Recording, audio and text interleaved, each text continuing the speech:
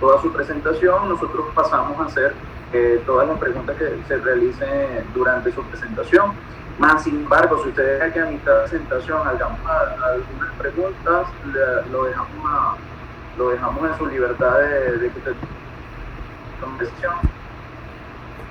Doctores, muy buenas noches. Muchísimas gracias por la invitación, especialmente a la doctora Crisita González.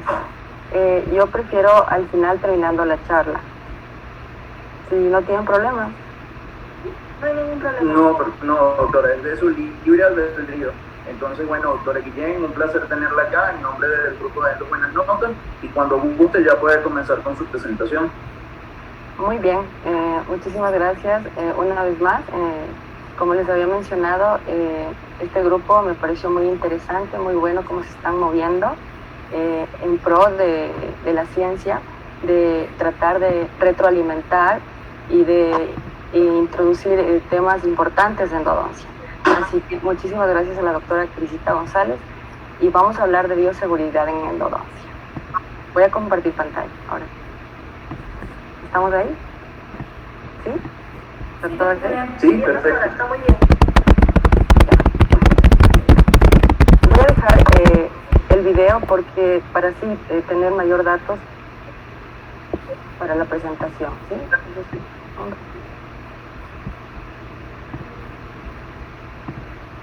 el video.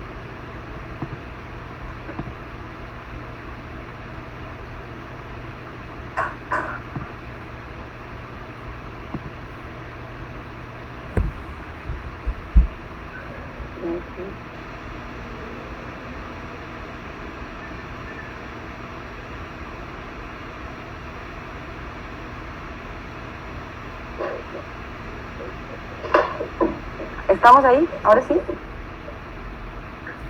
Sí, ¿no? Ya, entonces... Tiene que activar tu presentación. Sí, ahora voy a comenzar la presentación, ¿sí? Listo, doctora. Ya. Bioseguridad en endodoncia en tiempos de COVID. Este tema es bastante importante y yo creo que nosotros nos vamos a quedar por algún tiempo tomando protocolos, algunos, porque nosotros como endodoncistas hemos trabajado teniendo en mente que siempre tenemos pacientes con gran porcentaje de potencial carga bacteriana o enfermedades infectocontagiosas. Entonces siempre hemos tenido los protocolos para tratar a los pacientes y hoy vamos a anexar unos protocolos más, así que para nosotros los endodoncistas no va a ser gran diferencia estos protocolos que estamos utilizando. La reciente propagación del coronavirus 2, del síndrome respiratorio agudo severo SARS-CoV-2 y su enfermedad por coronavirus asociada se ha apoderado de toda la comunidad internacional y ha causado problemas o preocupaciones generalizadas, y es un problema de salud pública. Sin embargo, todo el mundo ha realizado esfuerzos para mantener la propagación de este virus, pues precisamente por la forma de propagación de este virus ha sido difícil mantenerlo parado. Por ello, el Ministerio de Salud Pública determinó que es una crisis de salud pública el 30 de enero del 2020. Es una infección zoonótica que se transmite de animales a seres humanos. Esto se originó en el mercado de Wuhan en los primeros brotes, en donde por la mala manipulación, por la falta de bioseguridad, los virus que tenían los animales pues pasaron a los seres humanos y hubo mutaciones, y aquí está el SARS-CoV-2. La mayor carga viral de este virus, pues por supuesto va a estar en la nasofaringe. ¿Y a qué se debe ello? Se debe pues que en la boca están los receptores para el coronavirus, que ya vamos a hablar más adelante, y en las secreciones de los pacientes afectados. Sus rutas de transmisión del SARS-CoV-2, de las infecciones causadas por el SARS-CoV-2, es a través de núcleo de gotas evaporadas o gotículas, que se produce al toser o estornudar, y esto puede alcanzar inclusive 2 metros del paciente contaminado, o también cuando el paciente contaminado está en contacto con superficies inanimadas y después el paciente sano va y se contacta con ello. Este SARS-CoV-2 fue encontrado en China, Wuhan, y causó la infección del COVID-19. Es un virus de la familia ARN monocaternario, conocido también como Coronaviridae. Al momento de secuenciarlo, es muy parecido al genoma de las otras familias beta coronavirus. Por ello, se asemeja muchísimo al SARS-CoV y al MERS-CoV. Y de allí, el Comité Internacional de Taxonomía del Virus lo determina como SARS-CoV-2, que causa la infección del COVID-19 determinado por la OMS. Los pacientes con COVID-19 generalmente ellos presentan fiebre, tos seca y mialgia, eso siendo como síntomas principales en pacientes sintomáticos, ¿no? También esto va acompañado de náusea, diarrea, hiposmia, disgeusia, radiografía, van a tener ellos una radiografía del tórax anormal. Sin embargo, también existe un alto porcentaje de pacientes asintomáticos que ellos van a tener como manifestaciones parecidas a la gripe y a las alergias estacionales.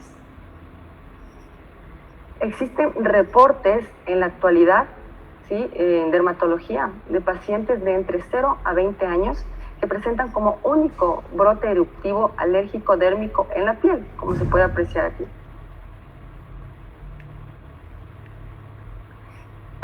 Y también en la boca, pequeñas úlceras rojizas, como se puede apreciar en pacientes de 0 a 20 años. Ojo, esto se asocia más a pacientes asintomáticos, es el único brote. Sin embargo, nos hacemos esta pregunta siempre, o por lo menos la comunidad en general: los fluidos orofaringeos, ¿por qué son altamente contaminantes? Pues precisamente porque las glándulas salivales, especialmente las menores, son un reservorio principal para este SARS-CoV-2. ¿A qué se debe ello? Se debe esto a que el SARS-CoV-2 se une a los receptores de la angiotensina convertidora humana 2, las cuales están en mayor proporción en las células epiteliales de las glándulas salivales. Existe una alta expresión, sobre todo en las glándulas salivales menores que están debajo de la lengua. Es por ello que existe una alta incidencia a que en los centros odontológicos puede haber una infección cruzada de no tener bien las barreras de control de infección. Hoy en día, hasta hoy en día tenemos la actualización de los datos del COVID, tenemos de casos infectados 7.239.341 seres humanos. Y tenemos de muertes 412.239, infelizmente. Es por ello que los servicios odontológicos y pues nosotros los endodoncistas tenemos que actuar diligentemente, y por ello pues hemos introducido diferentes barreras para tratar de reducir lo que genera la infección dentro de los consultorios. Como pueden apreciar, ahí tenemos una jeringa de alta y de baja presión, y encima dique de goma tenemos triple protección, aparte los visores. Estamos trabajando un poco más tranquilos. Y por ello que la Asociación Americana Dental sugiere la detección del paciente COVID y las estrategias para el control y la aplicación de los protocolos. Entonces, las prácticas dentales deben estar mejor preparadas para identificar una posible infección por COVID y derivar a estos pacientes con sospecha o confirmación para que puedan ser atendidos y recibir los tratamientos adecuados, ya que de no tomar las precauciones adecuadas nosotros podemos exponer a nuestros pacientes a la contaminación cruzada, y sobre todo nosotros podemos exponernos más. Entonces de allí pues salió en el momento de la cuarentena por qué existe el alto riesgo de contaminación a través de las gotas de aerosoles. ¿Por qué sería? Pues en efecto, estas gotas de aerosoles que generalmente se produce ahí en la turbina, se suma a la saliva, y cuando está en contacto con la saliva y si el paciente está contaminado, puede generar muchos aerosoles dentro del consultorio.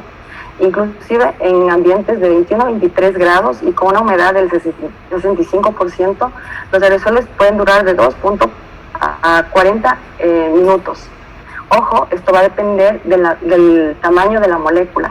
Si la molécula de aerosol es grande, en dispersarse o en reducir esta va a ser más rápido. Pero si la molécula es muy pequeña, ella va a demorarse hasta 3 días en reducir o eliminarse dentro de la superficie del consultorio. no podemos apreciar cómo se generan los aerosoles.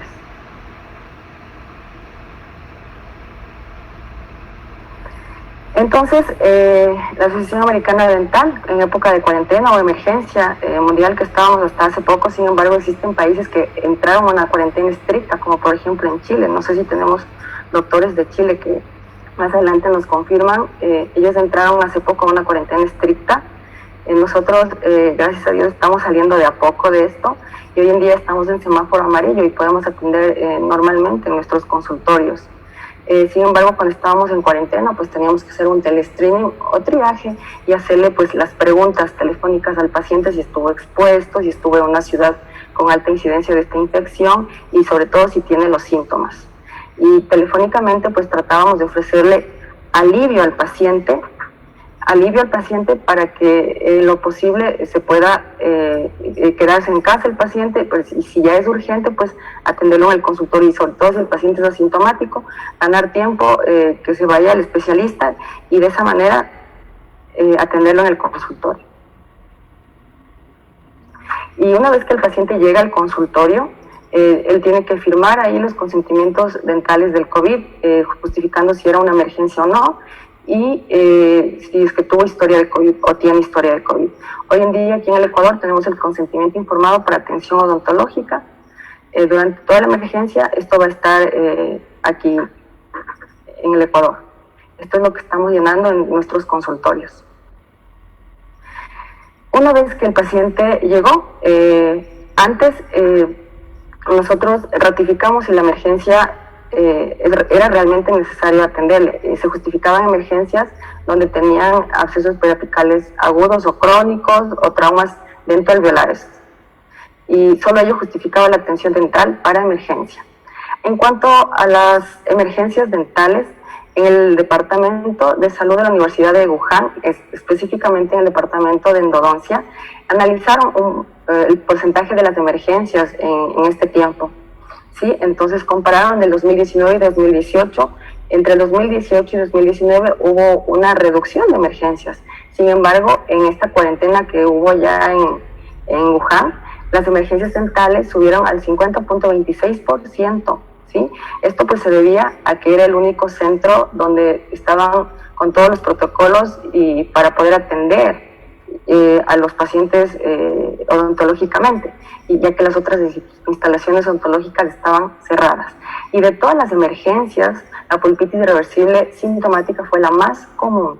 Además, aquí en Quito, Ecuador, estamos ya levantando datos para saber si nuestros colegas, en poco les va a llegar a los colegas nuestros de aquí de Quito, para saber cuáles fueron el tipo de emergencia y más adelante pues para corroborar datos. Una vez que el paciente se justifica la emergencia dental, nosotros los profesionales pues optamos por equiparnos con los equipos de protección personal, ¿sí?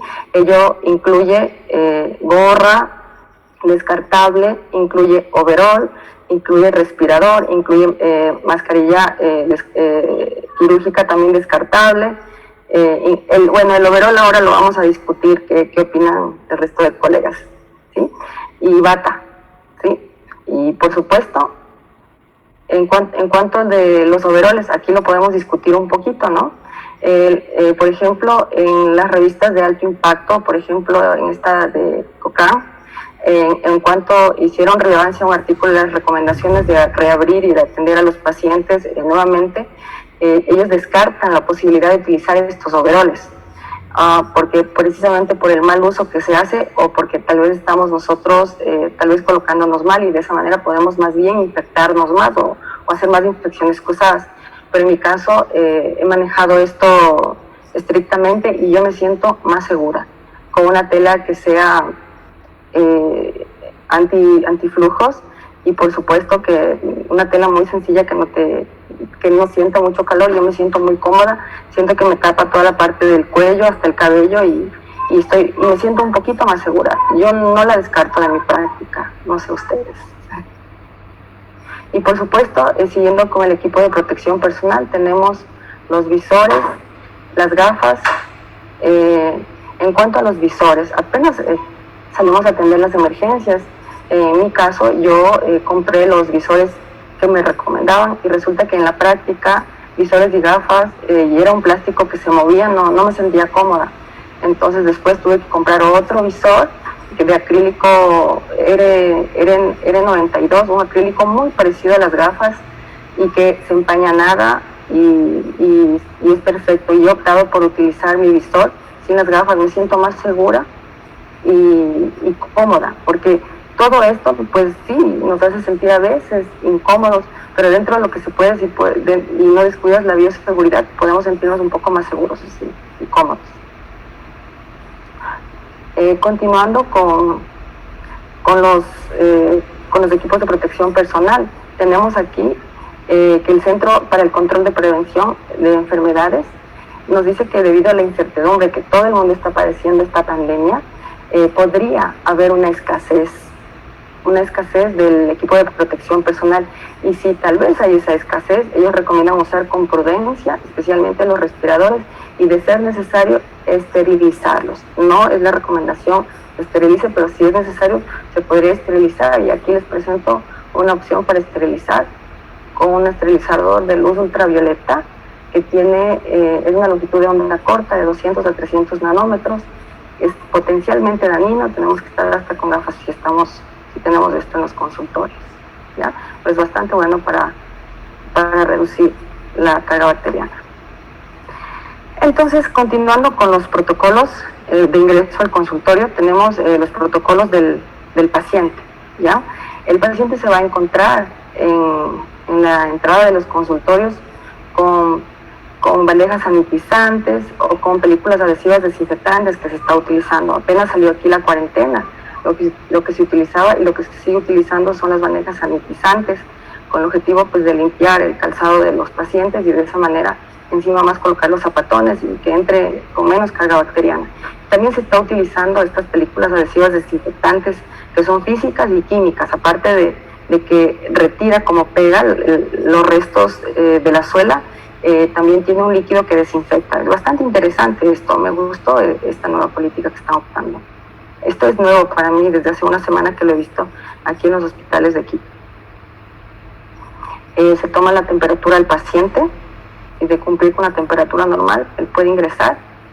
Antes se lava las manos, nosotros y los pacientes, y finalmente el paciente antes también se retira las mascarillas, el paciente tiene un enjuague dental, ¿sí? Y ojo con este punto.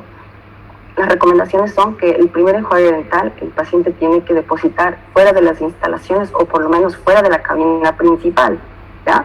Porque esa carga que puede tener todavía en la boca, si deposita en las cabinas, en los sillones nuestros, en las escupideras cercanas, vamos a tener muy cerca la carga viral, y qué tal que el enjuague no esté sin defecto, qué tal que algo pase. Entonces es preferible que en el primer enjuague el paciente lo deposite fuera de la cabina principal o por lo menos fuera del consultorio en un baño externo. El lavado de manos, enseguida el paciente recibe sanitizante, antes ingresó ya con sanitizante en los zapatos y finalmente gel para las manos y descartables, pero por supuesto el paciente sin visores, solo con gafas. Con respecto a los enjuagues bucales previo al procedimiento, aquí lo que se está usando en Ecuador, de lo que hemos leído, estamos usando agua oxigenada, ¿sí? Entre el 0,5 y 1%. Antes, en los brotes de SARS-CoV y MERS-CoV, en el 2002 y 2002, los odontólogos optaban por la povidona ayudada al 2%. Esto se da por un tiempo aproximado igual o por lo menos semejante al lavado de manos. Y esto tiene como objetivo reducir la carga viral y así directamente destruir la cubierta lipídica viral. Lo cual sería bastante interesante saber si la clorhexidina sí o sí ayuda o no con la reducción de la carga viral. Y por ello les quiero presentar este artículo en el cual evaluaron con este enjuague la carga microbiana mediante PCR. Entonces analizaron sus resultados, determinaron que hubo un cambio importante en la microbiota salival, lo que conlleva condiciones más ácidas de la saliva, reduciendo además el volumen de la saliva. Y por supuesto la flora bacteriana buena. y nosotros necesitamos esa flora bacteriana buena para formar el bolo alimenticio y causar vasodilatación general en nuestro cuerpo, y que ello va a ayudar a controlar la presión arterial. Al no haber esta flora bacteriana buena, más bien hubo un aumento en la tendencia de la presión arterial sistólica. Además, concluyen en el artículo que esta clorhexidina no es efectiva con el SARS-CoV-2. Suena bastante interesante. Y también les quiero presentar otro artículo aquí acerca de la clorhexidina, y me gustaría más adelante, cuando podamos conversar, que me digan qué están utilizando ustedes. Aquí evaluaron la dinámica viral de los fluidos corporales mediante hisopados nasofaringios, orofaringios, saliva y esputo. Tomaron muestras antes, durante y después, y concluyeron que la clorhexidina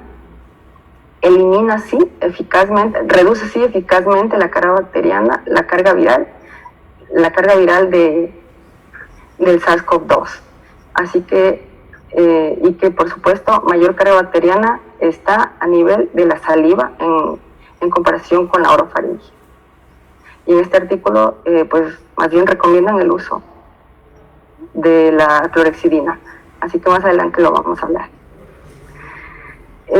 Los centros también para el control y prevención de enfermedades nos recomiendan que las personas que están con sospecha de infección con COVID deben sentarse en un área de espera separada y bien ventilada, por al menos a unos 2 o 3 metros, para que no contaminen al resto de pacientes. Lo que se está optando en las salas de espera, si son unidas, es aquí colocar una cinta para que el paciente no se siente junto al otro.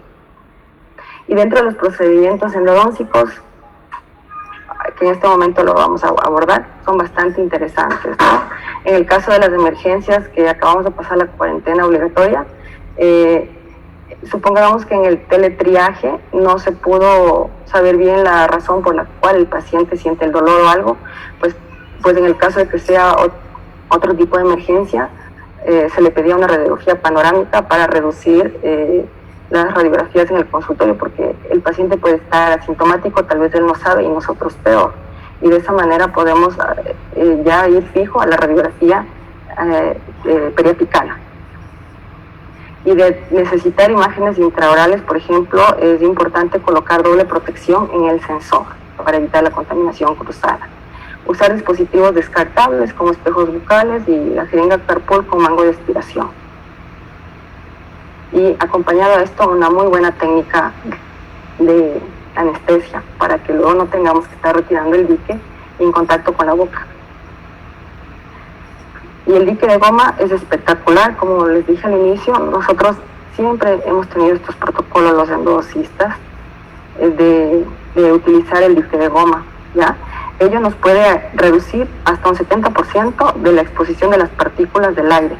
Es decir, vamos a tener sí partículas, pero solo del agua con la turbina, no vamos a tener partículas con la saliva, que es lo más importante, ya que esto nos puede reducir altamente la probabilidad de infección cruzada. De ser posible, debemos minimizar el uso de las turbinas, pero nosotros vamos a utilizar siempre cuando hagamos un acceso, pero las recomendaciones son ojalá sea el último paciente del día, si es que no tenemos todas las barreras, y aún teniendo todas las barreras vamos a tener siempre ese riesgo, y autoclavar la turbina entre paciente y paciente. Y bueno, aquí les presento algunas cosas que se han venido utilizando para reducir la presencia de aerosoles, ¿ya? Aquí tenemos el succionador de alta y de baja potencia, ¿sí? Aquí estamos trabajando con el dique de goma, estamos trabajando con alta y baja potencia, así que estamos controlando de esta manera la generación de aerosoles. Y encima solo tenemos el aerosol de la turbina con agua. Y bueno, en mi consultorio, en mi práctica, este succionador de alta potencia para mí ya es habitual. Yo lo dejo colocado todo el tiempo, inclusive me acompaña en todos estos procedimientos, hasta reducir el vapor que genera cuando estamos trabajando en las técnicas termoplastificadas. Está todo el tiempo, y yo me imagino pues que en las otras especialidades también están introduciendo esto. Más todavía porque ellos no, en la mayoría de procedimientos no usaban, desde hoy ya me imagino que están usando el dique de goma. Y la técnica 4 manos es más beneficiosa aún, porque esto hace que podamos controlar más la infección, y sobre todo el uso de eyectores de baja y alta potencia. Aquí podemos observar cómo se está terminando de hacer un acceso con alta y baja potencia, la técnica 4 manos. De lo que se ha visto, en un esfuerzo por reducir la exposición potencial de estos aerosoles generados durante el tratamiento, se han inventado un sinnúmero de dispositivos. Por ejemplo, aquí les presento el dispositivo protector de policarbonato para microscopio dental. Miren, consta de un escudo de policarbonato acrílico que tiene la forma circular y tiene una manguera de vacío de alta velocidad incrustada hacia el techo, más o menos de unos 3 metros. Entonces, esta está succionando todos los fluidos orofaríngeos, y aparte tiene dique de goma. Si no me equivoco, tiene solo baja potencia, y esta sería la alta potencia del doctor que está en la foto. Suena bastante interesante, bastante bien, pero a mí me parece mucho aparato para un consultorio, pero si eso da tranquilidad, se podría. ¿Sí? Existen estas cámaras de seguridad de acrílico. Aquí, esta foto la tomé del internet, de las clínicas de aquí del Ecuador, también bastante interesante. Con estas cámaras, el paciente está dentro de esta burbuja de acrílico y están realizando, miren, una endodoncia. Yo no sé cómo se podría trabajar aquí con apertura mínima. No sé, yo no me sentiría tan cómoda en esto. Lo que yo he optado en mi consultorio es tener los protectores también para microscopio, y de esta forma trabajo, y me hace sentir un poco más segura también cuando trabajo, y cómoda, porque dentro de la seguridad también está la comodidad. Tenemos que estar enfocados en nuestros tratamientos calcificados, por ejemplo. Y bueno, para reducir este riesgo se ha introducido el doctor Marco Mora en Chile el agua electrolizada. Él dice que convierte el spray dental en antiséptico y virucida, y que reduce riesgos de contagios por COVID. Suena muy prometedor, muy prometedor. Yo no lo he utilizado. Más adelante también me gustaría que me comenten cómo les va en sus países. Aquí en el Ecuador, si ya lo tienen, cómo les va con esto. Entonces, ¿de qué se trata esta agua electrolizada? En que en una mezcla de agua y cloruro de sodio hay una carga eléctrica que va a separar los iones positivos y negativos de las moléculas de sal y de agua, y dando como resultado el ácido hipocloroso que nosotros hemos venido utilizando en nuestro irrigante Gold del hipoclorito de sodio. Entonces, este tipo de desinfectante natural, dice este doctor chileno Marco Mora, que se introdujo a la odontología mediante un fenómeno disruptivo, ya que esto se utilizaba en la industria de alimentos para desinfectar. Entonces toma este fenómeno, aplica este fenómeno disruptivo, tomando lo que hace bien en otras industrias hacia nuestra profesión, que es la odontología. Entonces suena bastante prometedor esto, ya que el ácido hipocloroso tiene, por supuesto, un pH de 4,5 ácido, es poderosamente desinfectante, que no contamina, no tiene efectos negativos. Dicen la información de ellos, pero yo no he podido leer todavía información científica para poder aplicarlo. Me gustaría también conocer un poco más de esto. Sin embargo, en Estados Unidos, el Departamento de Agricultura y la FDA, ellos aprobaron para utilizar como desinfección de alimentos, ya que no es tóxico. Inclusive reduce hasta casi un 100% de bacterias y virus y hongos a través de su mecanismo de acción, que es inactivar la bacteria, destruyendo la membrana bacteriana y alterando la cáspide del virus, que es la envoltura, y a la vez inhibiendo sus procesos metabólicos completamente. Ahora, yo estuve leyendo en la Gaceta Dental, no sé si algunos han leído ese blog. En México puede apreciar que muchos odontólogos le decían al doctor chileno que coloque evidencia científica para poder utilizar, ya que todo el mundo está utilizando. Y también, ¿qué tal sabe en la boca? El hipoclorito, cuando a mi paciente por ahí se va un poquito de la boca, a mí me toca parar la terapia y darle agua y lavarlo para que podamos seguir. Pero no sé qué tal sabe esto. No sé. Si sabe como el cloro, va a ser un poquito desagradable. Y siguiendo con los protocolos dentro del tratamiento de endodoncia, aquí he colocado algunos tips, ¿sí?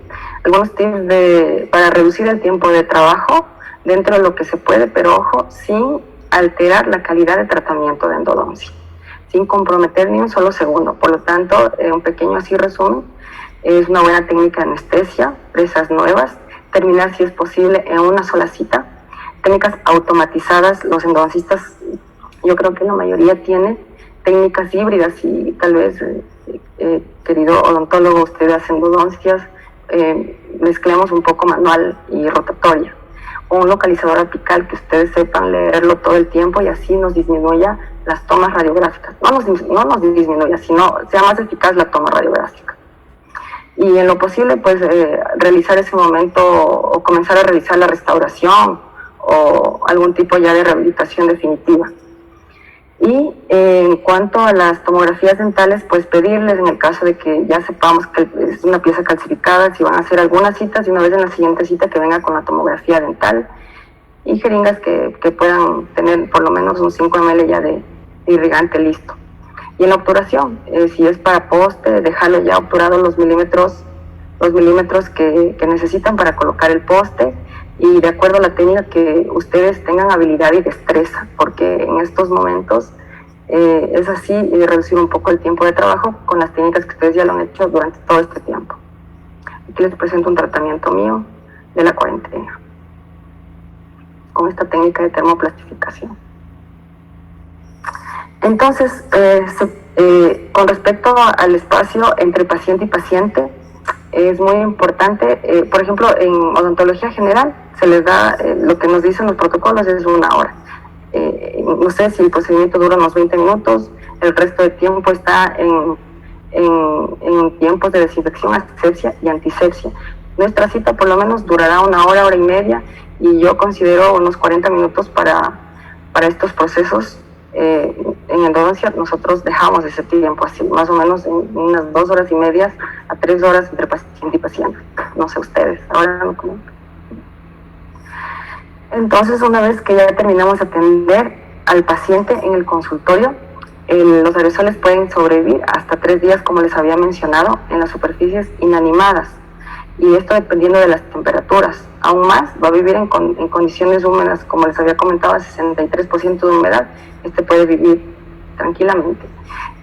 Con respecto a la OMS, ¿qué nos dice acerca del SARS-CoV? Dice que puede permanecer 1 día en la tela y madera, 2 días en vidrio, 4 días en el acero inoxidable, 7 días en la capa de barrillo, ya que va a sobrevivir dentro de un amplio intervalo de pH y temperatura.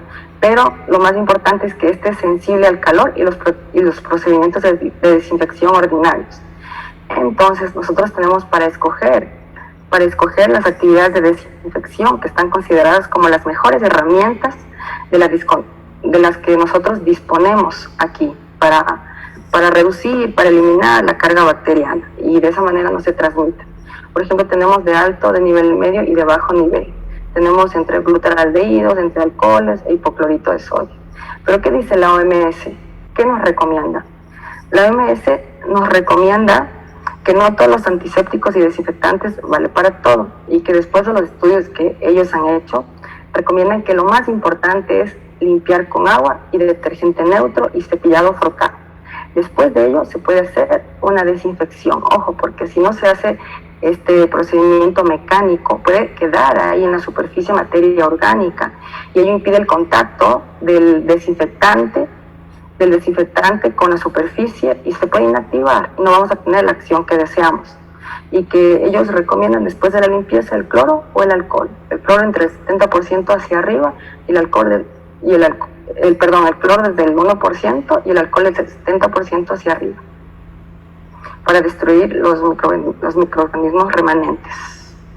Entonces aquí está el hipoclorito que le hemos venido usando, en este caso para desinfección de superficies, al 1% lo recomienda. En cuanto a los glutaraldehídos, es un desinfectante de alto nivel, pero también tiene efectos adversos. El problema de es que por contacto directo o exposición a sus vapores provoca dermatitis, posibles efectos irritantes en los ojos, respiratorios. Entonces, por ello, si el alcohol y el hipoclorito o el cloro no ofrece esos efectos adversos, podríamos optar por lo más neutro por lo más saludable para nosotros y sobre todo para los equipos de profesionales de limpieza que hacen para no exponerlos a ellos a estas lesiones. Y acerca del amonio cuaternario, si es de cuarta generación, este amonio cuaternario iría a los niveles de los desinfectantes de alto nivel. Ellos son fungicidas y virucidas y encima tienen específicamente ese mecanismo de acción contra los virus de envoltura. Ellos hacen su mecanismo de acción aumentando la permeabilidad citoplasmática, bacteriana y viral, permitiendo así la extravasación de organelos y su posterior muerte. Pero es muy interesante esto, saber qué dice la OMS. Aquí dice la OMS que todos los procedimientos de rociamiento de desinfectantes en el caso de COVID o en contra del COVID no se recomiendan aplicar directamente, no se recomiendan aplicar como fumigación o nebulización, como por ejemplo los formaldehídos o los compuestos de amonio cuaternario. ¿Por qué? Porque ellos no son eficaces eliminando los contaminantes fuera de la zona directa de rociamiento, y más vamos a tener efectos adversos sobre la salud de los trabajadores, ya que no eliminan microorganismos ni llegan a las superficies protegidas por objetos. Es decir, cuando se fumiga existe un foco directo, que solo en ese foco se va a reducir o eliminar la carga bacteriana. Pero el resto de vapores o que sale de esta fumigación aparentemente podría eliminar carga bacteriana, y aquí la OMS dice que no, que se puede subutilizar y más bien exponer a nuestro equipo de profesionales, que no recomiendan de ninguna manera estar en contacto directo con nosotros o en la piel. ¿Qué nos dice acerca de estos túneles o gabinetes o cámara? Si está recomendado rociar desinfectantes directamente a una persona, pues no se recomienda de ninguna circunstancia, porque ello va a causar daños físicos en la piel, en los ojos, en el sistema respiratorio y hasta psicológico. Además, se debe tener en cuenta que la forma de contagiarse son con las gotículas, y esto no va a eliminar las gotículas, así que está contraindicado por la OMS. También existen dispositivos complementarios de desinfección, ¿sí? Y aquí les presento el esterilizador de luz ultravioleta. Este esterilizador de luz ultravioleta son ondas electromagnéticas de corta y larga longitud de onda, de entre 100 a 400 nanómetros. Por eso hay la luz UVA, los rayos UVA, UVB y UVC, los que estamos utilizando, que son los más dañinos, por ser los más cortos, y estos se utilizaban en las industrias de tratamientos de agua. El mecanismo de acción de este esterilizador UVC es causar mutilaciones en el ADN, deteniendo la reproducción de las bacterias y virus. ¿Qué nos dice la OMS de los rayos ultravioletas? Pues por supuesto, y por eso coloqué como introducción dispositivos complementarios, porque ellos recomiendan que esta tecnología de desinfección complementaria se debe utilizar siempre y cuando exista un tipo de limpieza mecánica, y después se puede complementar con este tipo de exposición. Sin embargo, existe aquí en esta revista del control de la infección, en esta revista americana, donde evaluaron el rendimiento de este rayo ultravioleta multivector, es decir, a diferentes longitudes de onda, en la desinfección del quirófano, en la reducción de los microorganismos de quirófano. Entonces hicieron 5 puntos para analizar cómo elimina, y enfocaron allí en los 5 puntos. Y mediante PCR, pues ellos vieron reducciones significativas de la carga microbiana, y sobre todo que independientemente de la limpieza manual y química, estos funcionan. Así que bastante interesante esto. También tenemos el ozono, que es un gas altamente inestable, ¿sí? Y que al estar en contacto con el agua o con las impurezas, más bien es positivo, porque esta impureza la transforma en oxígeno, descomponiéndola, y la forma en radicales libres, teniendo un potencial alto de activación en todos los microorganismos. Esto al inicio se venía utilizando bastante, pero he ido leyendo de a poco que más bien ya están retirando estos sistemas de ozono.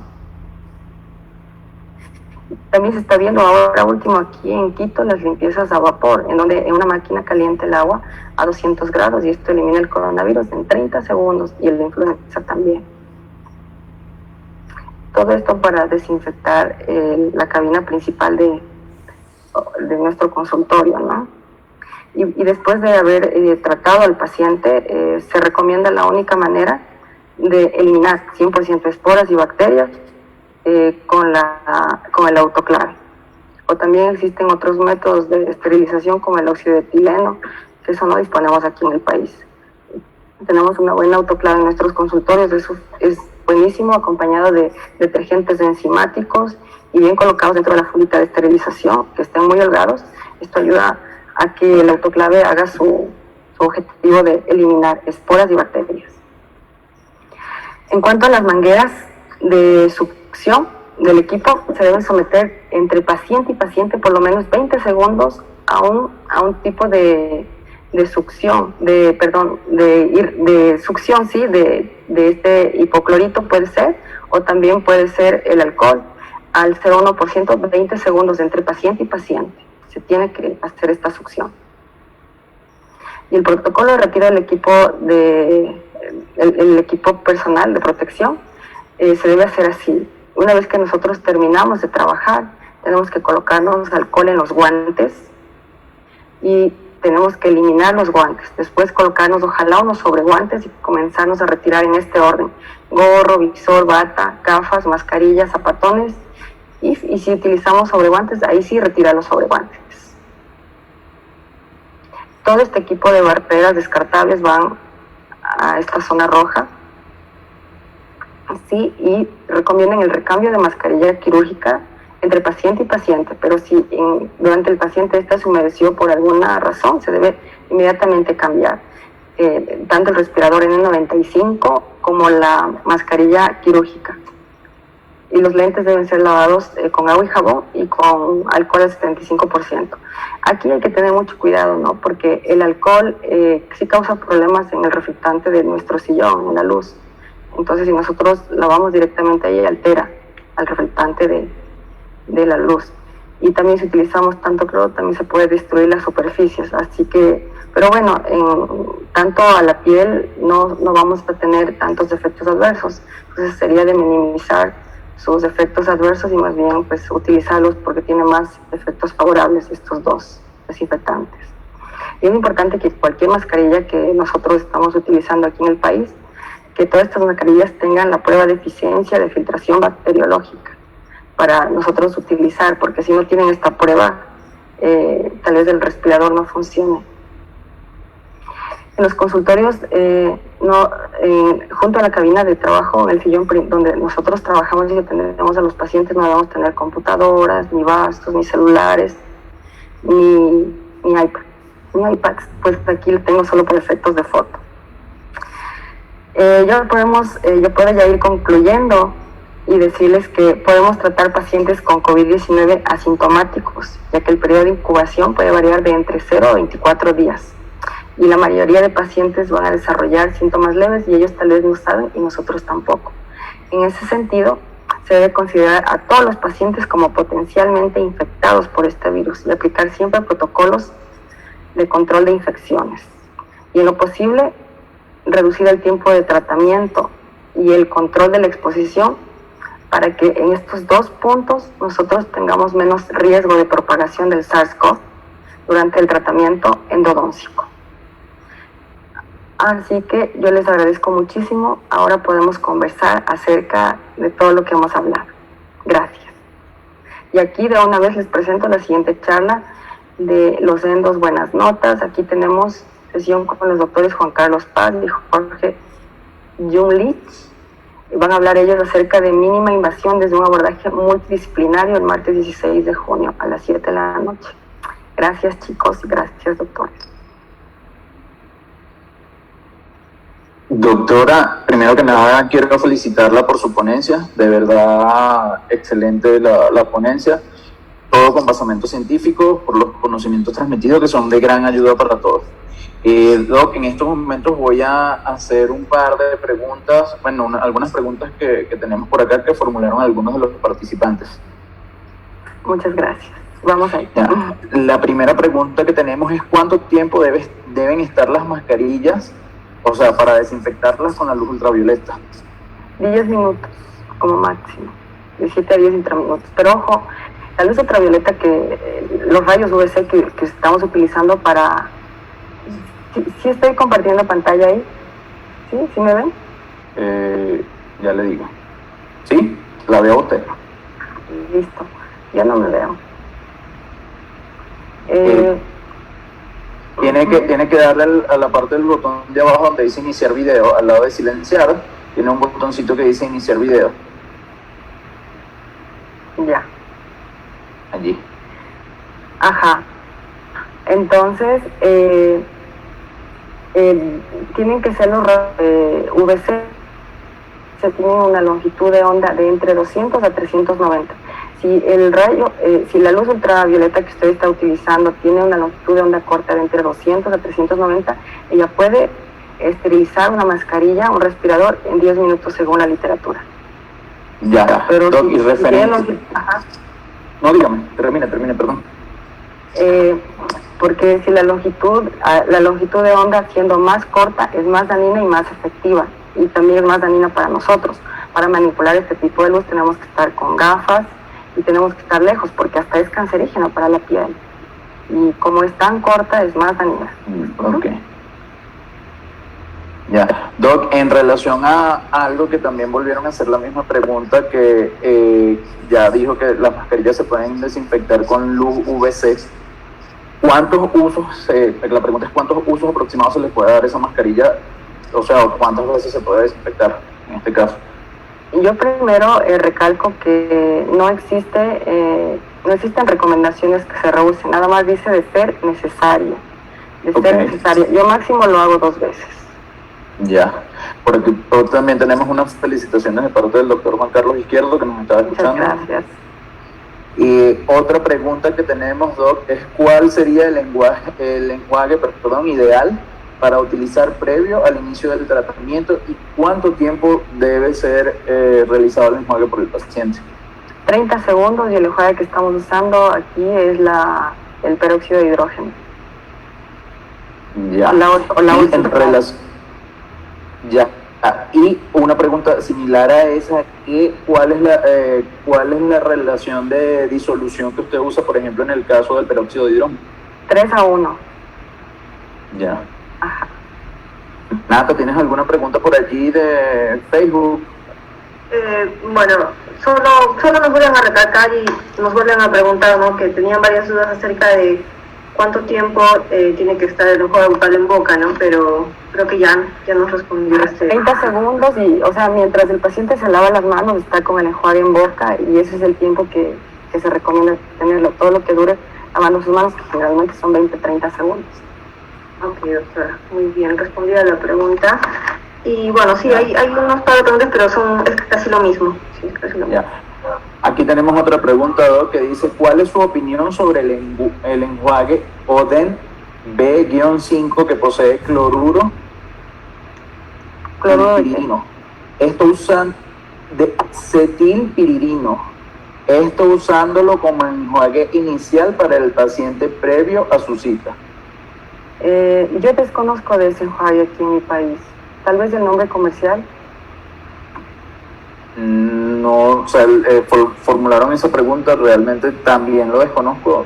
En mi país, no sé si algún colega ecuatoriano lo tiene, yo desconozco de ese enjuague. Bueno, yo tengo 5 años acá en Ecuador y tampoco lo he escuchado nunca. Ajá. Doctora, hay otra pregunta donde dice, ¿dónde se consiguen las barreras para el microscopio? Buena pregunta. Las barreras para el microscopio, pues yo buscando información, yo vi en otros países, otros colegas, y yo tomé la foto y mandé a hacerlo al ingeniero que me creó el visor, porque como les comenté, yo pasé la experiencia de compré los visores que habían. Quiero 5, y esos visores eran de plástico que se movían y aparte no podía ver bien. Entonces yo le expliqué eso al contacto que tengo y le dije no puedo ver bien, entonces mi visor es como tener unas gafas, se empaña nada y de hecho no utilizo gafas dentro me gusta muchísimo ese visor. Y él fue quien me hizo, porque él tiene una empresa de acrílico, y yo le dije, quiero que me haga esto, pues y me hizo, y me gustó mucho. Después nos pasa el contacto. Si gustan, con mucho gusto yo les paso el contacto. Encantadísimo, yo les paso. Ya, listo. Doc, aquí hay otra pregunta que tenemos por acá que dice que primero le están felicitando por su conferencia y como dicen que sugiere usted, si tenemos un radiovisiógrafo y tenemos que utilizarlo indiscutiblemente con la computadora, ¿qué sugiere que se haga con la computadora? El radiovisiógrafo siempre está conectado a la computadora. Claro, pero me imagino que la pregunta es cómo que hacen con la computadora, o sea, ¿dónde la colocan? Si la colocan, me imagino que en un gabinete o algo. Sí, siempre vamos a estar sí, siempre está muy cerca. Cuando tenemos el radiovisiógrafo, generalmente está casi a nuestra izquierda, a nuestra derecha en la computadora. Entonces, para manipular ello, tenemos siempre sobre guantes ahora. O si no, nos toca el recambio de guantes en cada procedimiento. Si te levantas a tomar una radiografía, te cambias de guantes. Si te sientas, te cambias de guantes. O si no, sobre guantes. Yo estoy optando por sobre guantes en mi computadora. O de pronto plástico stretch film solo para que maneje el profesional.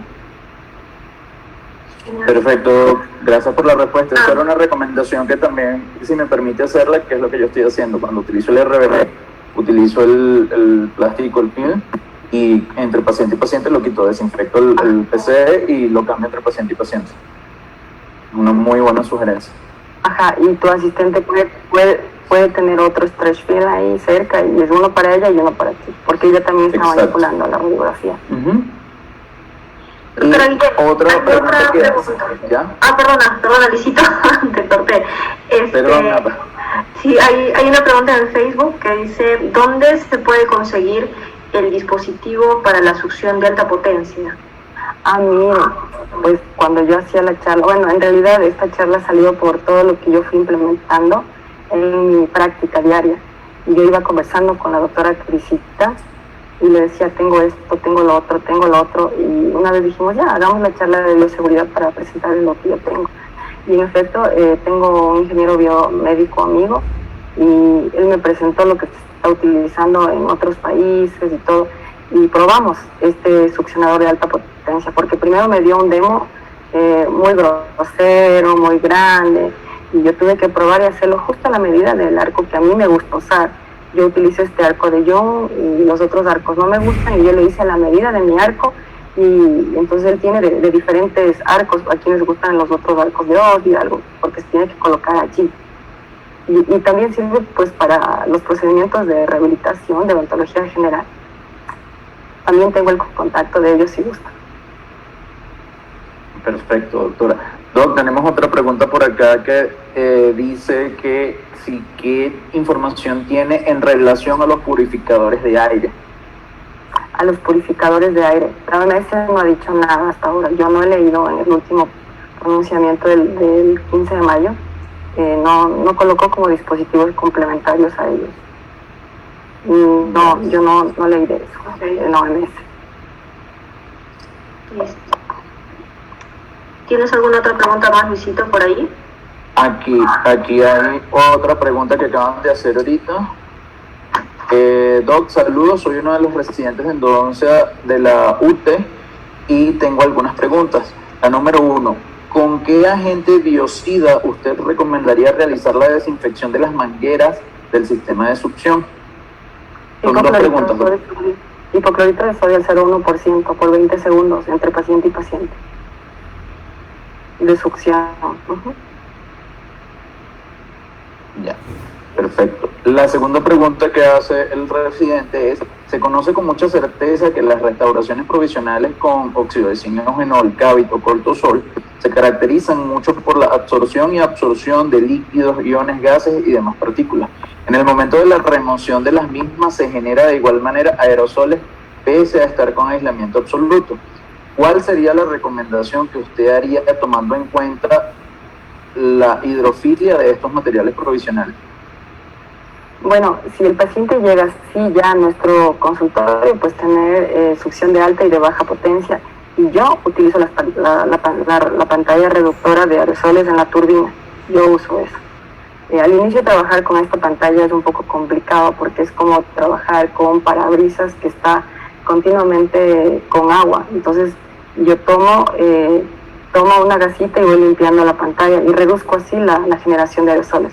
Y de ahí en lo posible pues tratar de no optar por estos medicamentos. Yo he leído que inclusive estaban descontinuados de estos, por lo menos el óxido de simogenool. Se utiliza muy poco. Okay.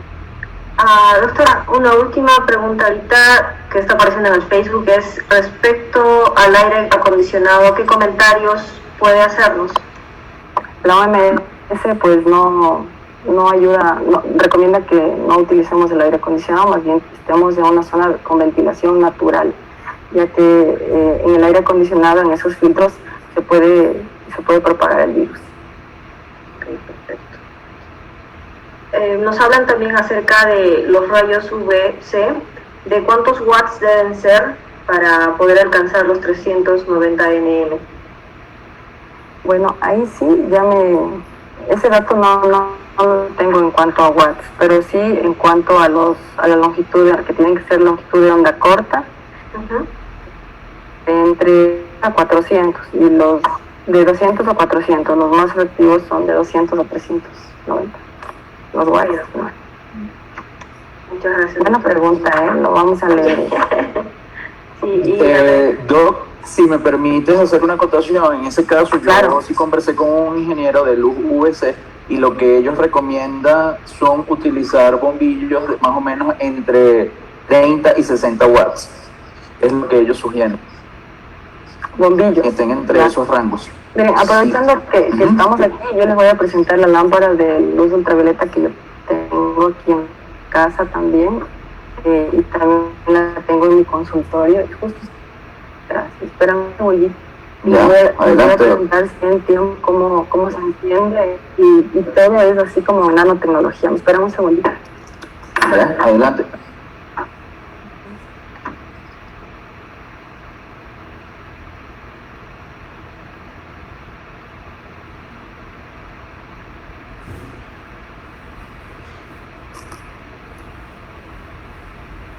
Ahí me pueden ver. Sí. La verdad, durante esta pandemia nos hemos equipado muchísimo. Yo, he comprado algunas cosas, sí, debo decirles algunas cosas que inclusive no me sirvieron, pero de los que yo le comenté a mí me han servido muchísimo y me siento muy cómoda. Esta es mi lámpara de luz UVC, miren, esterilizadora, esta es para la casa. Entonces aquí yo tengo mi zona segura, y esta es una con ingeniería con nanotecnología. Entonces presionas aquí el botón, tiene aquí los virus ya incorporados, todo en nanotecnología. Y esta, por ejemplo, en 30 minutos no esteriliza, desinfecta hasta 60 metros cuadrados. Excelente. Es bastante chévere, tiene un touchpad. Entonces esta a mí me gustó mucho. Y ya voy a leer los watts. No encontré esta información en Instagram. Nati, creo que ibas a formular una pregunta. ¿Tienen otra pregunta? Sí, a ver, bueno, la felicita, Tita EP, la felicita por su exposición. Y aquí hay una última pregunta, dice, si usted recomienda el uso de los aparatos sanitizantes. A mí me gustó ahora último lo que salieron esos adhesivos desinfectantes físicos y químicos. Me gustó, ellos me gustan más porque es más rigurosa ahí la bioseguridad, y porque cada día un adhesivo se coloca diariamente. Entonces son películas adhesivas que tú pegas en el piso, en unas bases, y las cambias cada día. A mí me parece bastante interesante esto. Las otras bandejas fue al inicio lo que salió, pues, y muchos compramos, y sirve bastante, pero la molestia es de que después de pasar la zona de secado todavía hay huellitas por ahí y por allá del amonio, porque ahí sí se coloca amonio. Genial, doctora, muchas gracias. Luisito, ¿algo más tienes por ahí o ya no tienes más preguntitas?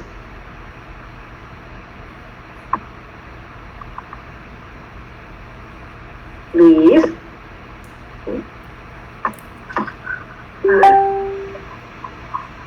Vamos a esperar a ver, creo que hay un pequeño problemita de conexión. Doctora, agradecerle también nuevamente por su charla, que ha estado bastante interesante. Estoy ahorita tratando de dedicar a Luisito. Ven un momento, por favor.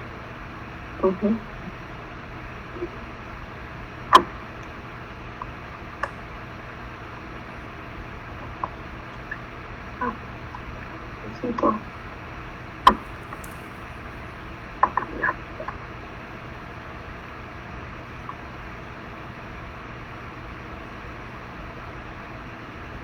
Bien, doctora, a ver. Sí. Sí, les escucho. A ver, Luisito, es que Luisito está intentando comunicarse, pero bueno, no. Bueno, doctorita, muchas gracias a nombre de todo el grupo Endos Buenas Notas. Estamos infinitamente agradecidos por su participación. La clínica respaldada de la evidencia siempre será mejor, y bueno, estamos seguros que esta sesión ha enriquecido a muchos de nosotros y vamos a poder llevar todos estos conocimientos a nuestra práctica. Nuevamente, muchas gracias, y con esto, amigos, hemos llegado al final. No me queda más que agradecer la presencia a cada uno de ustedes y estén atentos a las siguientes prácticas. Quiero invitarlos para que sigan a nuestro grupo de Facebook, ingresen y compartan sus casos clínicos, ¿no? Les agradezco y muy buenas noches. Nos vemos pronto. Muchísimas gracias, doctora Raquel. Ha sido un placer el poder escucharla. A ustedes muchísimas gracias y les felicito, querido grupo, ahora que ya están en 5,000. Vamos a vernos pronto en la charla del doctor Gold. Felicidades, muchas gracias. Listo, gracias. Gracias a usted, Doc, por su participación. De verdad estamos muy agradecidos por su charla. Bueno, a todos los participantes, que pasen una feliz noche y bueno, nos vemos en la próxima charla. Gracias por asistir. ¿Y será que antes de colgar podemos hacer una fotito?